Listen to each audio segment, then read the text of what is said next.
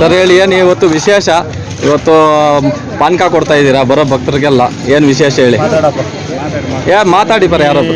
ಸುಮಾರು ವರ್ಷಗಳಿಂದ ನಮ್ಮ ಈ ಗಂಗಮ್ಮ ಜಾತ್ರೆಯಲ್ಲಿ ಸುಮಾರು ವರ್ಷಗಳಿಂದ ನಮ್ಮ ತಂದೆ ತಾತನ ಕಾಲದಿಂದ ನಡ್ಕೊಂಡ್ಬರ್ತಾ ಇತ್ತು.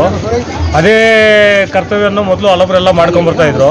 ಅದನ್ನು ಇತ್ತೀಚೆಗೆ ನಮ್ಮ ಯುವಕರೆಲ್ಲ ಸ್ವಲ್ಪ ಕೆಲಸ ಕಾರ್ಯಗಳನ್ನು ನಿಲ್ಲಿಸಿದ್ರು.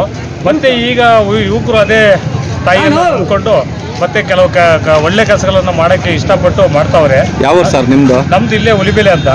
ನಿಮ್ಮ ಹೆಸರು? ನಮ್ಮ ಹೆಸರು ಆಂಜನಪ್ಪ ಅಂತ, ಪೊಲೀಸ್ ಇಲಾಖೆ. ಇವರು ನಮ್ಮ ಬಾಂಬೈದ ನರೇಂದ್ರ ಅಂತ, ಇವ್ರು ನಮ್ಮ ತಮ್ಮ ಚಂದ್ರಮೌಳಿ ಅಂತ ಇಂಜಿನಿಯರು. ಇವರು ಸೋಷಿಯಲ್ ಡಿಪಾರ್ಟ್ಮೆಂಟು.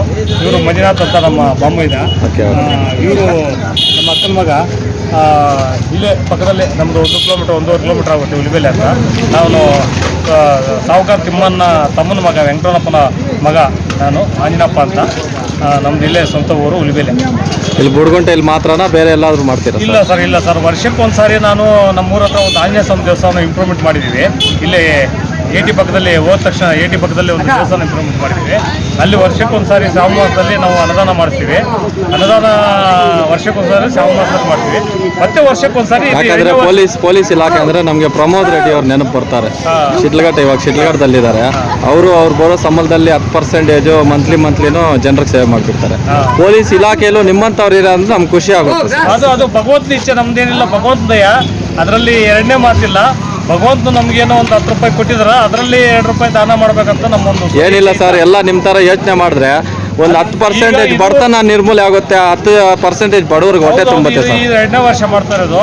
2ನೇ ವರ್ಷದಿಂದ ಅದಕ್ಕೆ ನಮ್ಮ ಅಮ್ಮೈದ ಹೇಳ್ತವ್ರೆ, ಬರೋ ವರ್ಷ ಇನ್ನೂ ಸ್ವಲ್ಪ ಚೆನ್ನಾಗಿ ಮಾಡೋಣ. ಮಾಡಿ ಕೆಲವರಿಗೆ ಇಲ್ಲೇ ಇದೇ ಬುಡುಗುಂಟೆ ಗ್ರಾಮದಲ್ಲಿ. ಯಾಕಂದರೆ ಇವರಪ್ಪ ನರಸಿಂಹಪ್ಪ ಅಂತ ಹೇಳ್ಬಿಟ್ಟು ಭಾರಿ ಈ ಊರಿನಲ್ಲೆಲ್ಲ ಚೆನ್ನಾಗಿ, ಊರಿಗೆ ಗ್ರಾಮಸ್ಥರಿಗೆಲ್ಲ ಚೆನ್ನಾಗಿ ಗೊತ್ತು. ನಮ್ಮ ದೊಡ್ಡಪ್ಪನೂ ಈ ಸರ್ಕಲ್ ದೊಡ್ಡ ಫೇಮಸ್ ತಿಮ್ಮಣ್ಣ ಅಂತ, ದೊಡ್ಡಪ್ಪ ಅಂತ. ಅವರು ಫುಲ್ಲು ಇದು, ಅವರ ಒಂದು ನೇತೃತ್ವದಲ್ಲೇ ಅವರೊಂದು ಹೆಸರು ಉಳಿಸ್ಬೇಕಂತ ಹೇಳ್ಬಿಟ್ಟು ನಾವು ಈ ಕಾರ್ಯ ಮಾಡ್ತಾ ಇದ್ದೀವಿ. ತೊಂದರೆ ಇಲ್ಲ, ಅಮ್ಮನ ಆಶೀರ್ವಾದ, ಅದರಲ್ಲಿ ಎರಡನೇ ಮಾತಿಲ್ಲ.